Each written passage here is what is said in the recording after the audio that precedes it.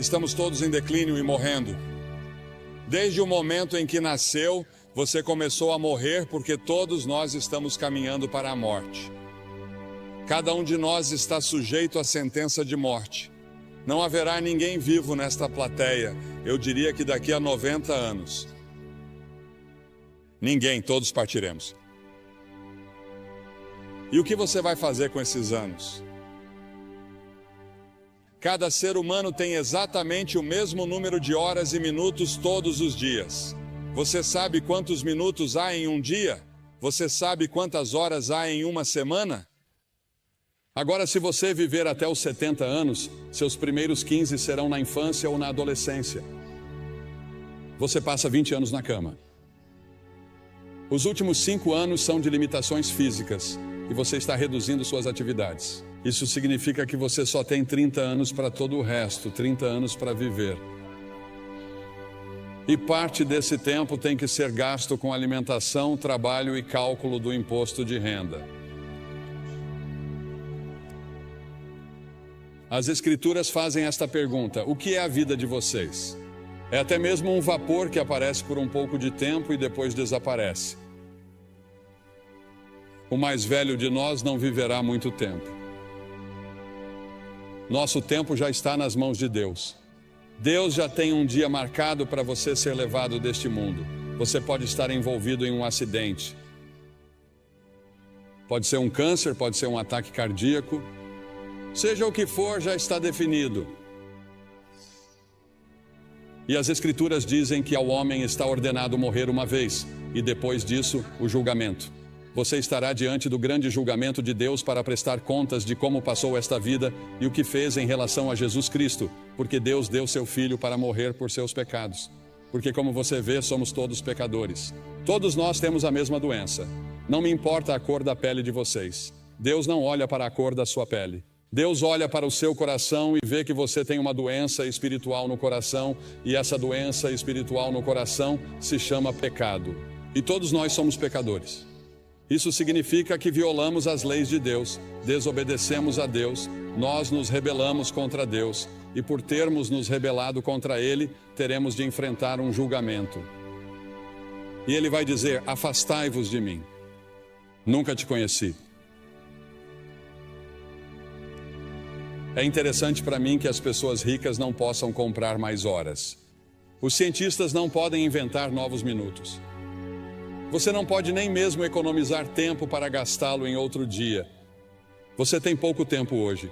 Diz que quer guardar para amanhã. Não pode fazer isso. Há urgência no tempo.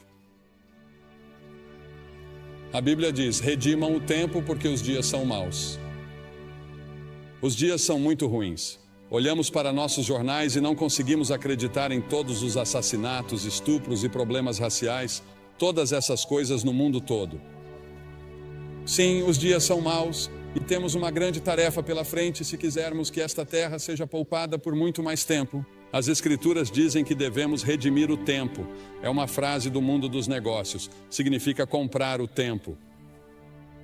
Ouvi falar de pessoas que dão o dízimo de seu tempo. Devemos dar o dízimo de nosso dinheiro. 10% do nosso dinheiro pertence a Deus, se você for cristão. Mas podemos dizimar seu tempo. Reserve 10% do seu tempo e diga: Senhor, isso é seu para o estudo da Bíblia, para a oração. Você diz que passamos muito tempo nas rodovias, indo e voltando, e nas interestaduais, presos no trânsito.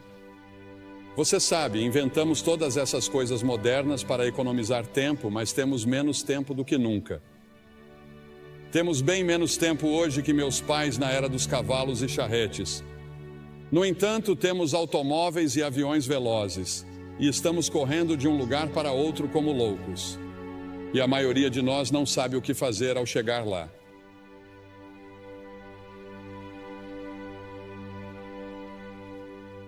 Você tem muito tempo, mas para quê? Você tem tempo para servir a Cristo. Você tem tempo para viver conforme sua vontade. Você tem tempo para obedecer a Ele.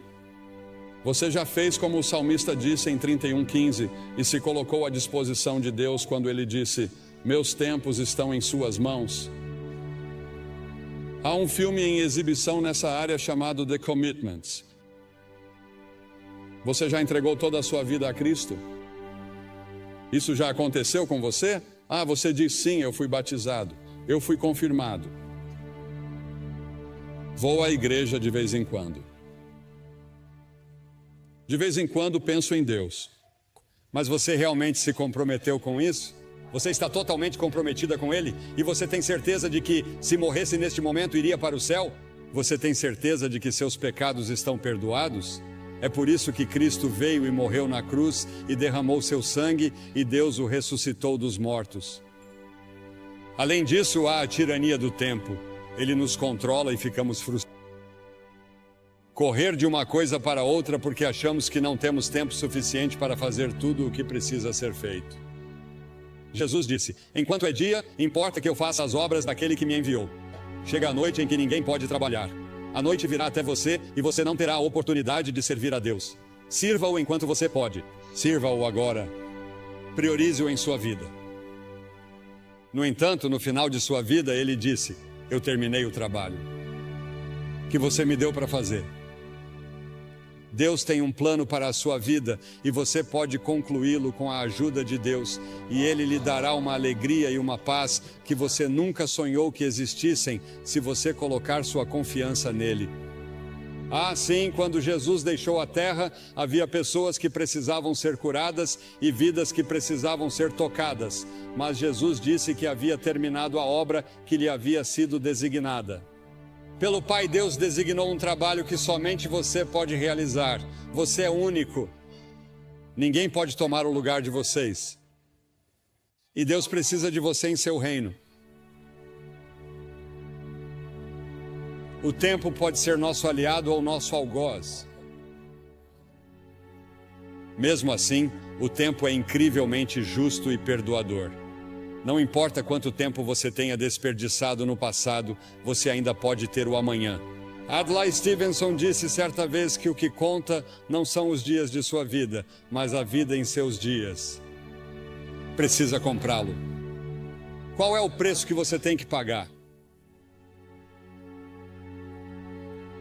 O preço é que você não tem tempo para certas coisas. Não devemos ficar à deriva, fazendo todos os prazeres, bebendo e fazendo todas as outras coisas erradas. Deus quer que amemos os outros. A principal coisa que Ele quer que façamos é amar o próximo e amar as pessoas de outras raças. A única coisa que distingue um crente dos outros é o amor que domina a sua vida. Sua vida deve ser cuidadosamente planejada. Depois há o término do tempo. Irmãos, o apóstolo Paulo disse em 1 Coríntios que o tempo é curto. No Apocalipse ele nos diz que o tempo não existirá mais. Jesus e seus discípulos passaram os 94 versículos de Mateus 24 até o final do capítulo 25 falando sobre o fim dos tempos. Ao nos aproximarmos do fim dos tempos, lemos em Apocalipse 12 que o diabo estará freneticamente ativo, porque sabe que seus dias estão contados. Sim, existe um demônio. Existe um Satanás. Ele é uma pessoa real e eles são demônios reais e vão lutar por sua alma esta noite, porque Satanás não quer desistir de você. Ele lutará para manter você no reino dele, pois existem dois reinos. Há o reino do diabo e há o reino de Deus, e você tem o direito de escolher em qual deles quer estar. É claro que não sabemos quando será o momento da vinda de Jesus. Em Marcos 13 é-nos dito que o céu e a terra passarão, mas daquele dia e hora ninguém sabe. Portanto, cuidado, vigie e ore, pois você não sabe qual é o seu tempo. Não sabemos quando Deus virá nos buscar. Em Romanos 13, o apóstolo diz que, conhecendo o tempo, já é hora de despertarmos do sono, pois a nossa salvação está mais próxima agora do que quando cremos. A noite já passou, o dia está próximo, portanto lancemos fora as obras das trevas e vistamos a armadura da luz. A Bíblia usa várias vezes a frase "o tempo está próximo". Jesus nos disse para discernirmos os sinais dos tempos. Um dos sinais é que a iniquidade será abundante. Pegue seus jornais e assista ao noticiário. A iniquidade é abundante em todos os lugares, não apenas em Nova York, não apenas em Nova Jersey, mas em todo o mundo. Quando a lista for chamada no céu, você estará lá? O nome de vocês está escrito no livro da vida? Porque as Escrituras dizem que se o seu nome não estiver no livro da vida do Cordeiro, você nunca entrará no céu. Seu nome neste momento está no que é chamado na Bíblia de livro.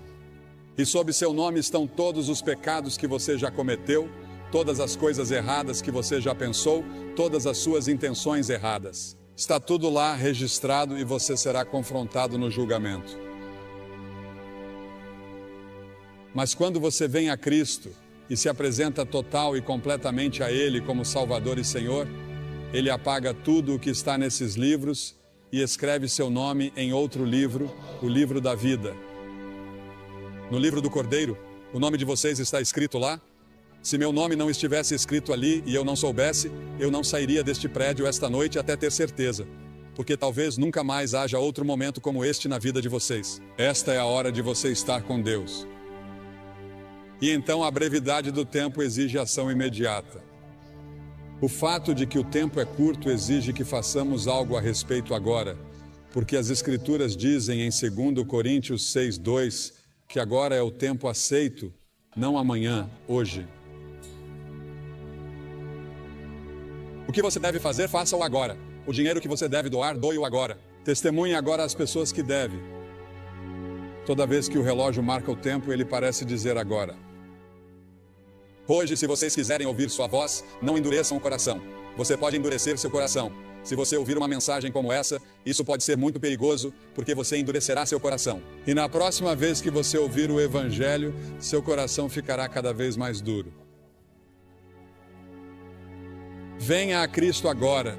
Se houver um sussurro em seu coração de que você precisa vir, você vem. Depois há o aviso do tempo. Um dia será tarde demais para a sua alma. O tempo é muito curto para indecisões e vacilações. Você não deve ficar entre duas opiniões. Os tolos dizem que há tempo de sobra. O diabo diz que você tem tempo de sobra. Todas as manhãs você tem 86.400 segundos para gastar e investir. A cada dia, o nome do banco abre uma nova conta com você. Talvez não haja amanhã. Venha agora. As Escrituras dizem, visto que todas essas coisas hão de acontecer, que tipo de pessoas vocês devem ser? Li um artigo há alguns anos falando sobre algumas pessoas que estavam se divertindo muito na véspera de Ano Novo, e o autor do artigo disse que elas bebiam como se não houvesse amanhã. Provavelmente todos vocês já ouviram a música, em outro momento e em outro lugar, e é isso que o diabo sussurrará em seu ouvido esta noite. Quando eu lhe disser que você precisa vir e assumir seu compromisso com Cristo, com essas centenas e milhares que já vieram nesta cruzada, o diabo dirá, espere, outra hora, outro lugar. Este não é o momento. Este é o momento. O simples fato de você estar aqui indica que é a hora. Por alguma estranha coincidência ou providência, Deus trouxe você aqui esta noite. E antes de vir você achava que estava bem com Deus, mas agora não tem certeza. E você quer ter certeza, você quer ter certeza. Sim, o demônio sempre diz, sim, faça isso. Mas em alguns momentos e em alguns lugares, Deus diz aqui e agora. Em Lucas 19, você vê Jesus chorando pelo povo de Jerusalém. Há um poema que eu vi pela primeira vez anos atrás que diz: há um tempo que não sabemos quando, um lugar que não sabemos onde, que sela o destino do homem para a glória ou para o desespero. Alguém me escreveu uma carta aqui esta semana. Diz: caro Sr. Graham, em 1957, sua cruzada foi ao antigo Madison Square Garden, na cidade de Nova York. Eu tinha 6 anos. Ainda me lembro da viagem de ônibus, das arquibancadas de madeira dura e dos meus sapatos pretos de couro envernizado. Lembro de tudo. Lembro-me de tudo como se fosse ontem. Quando você fez o convite para que eu entregasse minha vida a Cristo, eu estava pronto e me animei a ir. Mas infelizmente naquela época e naquela geração, minha mãe me respondeu e disse: quieto, sente-se. Não fazemos isso. Alguém pode ver você. Fiquei em minha cadeira. Aqui estamos 35 anos depois e tenho o privilégio de ser um conselheiro voluntário no andar de baixo. E é minha oração que nenhuma pessoa permaneça em seu assento, mas que venha à frente para receber Cristo. Enquanto há tempo, agradeço a você por trazer sua cruzada de volta a esta área. Minhas lembranças de menina de 6 anos estão transbordando de entusiasmo. Estarei orando por você esta semana. Deus abençoe você. Há um homem dessa região sobre o qual Cliff Barrows me falou ao telefone hoje. Sua família estava insistindo para que ele ficasse aqui porque ele não acreditava. E ele fazia questão de dizer às pessoas que não acreditavam em Cristo. Ele não era um crente. Mas ele não ficaria aqui e não viria. E ele não queria aceitar as reivindicações de Cristo. Em vez disso, ele foi para as Ilhas Bahamas e de manhã cedo morreu de ataque cardíaco.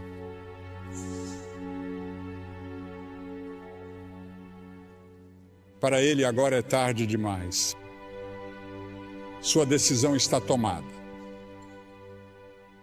E quanto à sua decisão? Você vai dizer sim ou não às afirmações de Cristo? Cristo morreu por você, ressuscitou, e então o que você tem de fazer? Você precisa primeiro se arrepender de seus pecados. Isso significa que você diz: Senhor, sou um pecador. Sinto muito por meu pecado. Estou disposto a mudar meu estilo de vida. Quero segui-lo e servi-lo. E entrego minha vida a você esta noite, ou rededico minha vida a você esta noite. Preciso de você, Senhor, e quero assumir meu compromisso nesta noite. Nessa cruzada, nunca mais estaremos neste auditório. E você está aqui esta noite. Vou pedir que você se levante do seu assento na varanda. Isso levará 1 minuto a mais, portanto, comece agora. Venham e fiquem todos na frente, na minha frente, na frente do pódio. E depois que todos vocês vierem, vou lhes dizer uma palavra, fazer uma oração com vocês e dar-lhes alguma literatura para ajudá-los em sua vida cristã. Você diz: por que você pede às pessoas que venham publicamente? Porque cada pessoa que Jesus chamou, ele chamou publicamente. Havia algo em tornar isso público. Ele morreu por você publicamente, pendurado nu em uma cruz. Certamente pode vir e apresentar-se aqui publicamente. Assumir seu compromisso com ele e dizer: Senhor, você tem tudo de mim hoje. Quero ter certeza de que estou pronto para conhecer você. Apenas levante e venha de qualquer parte do estádio.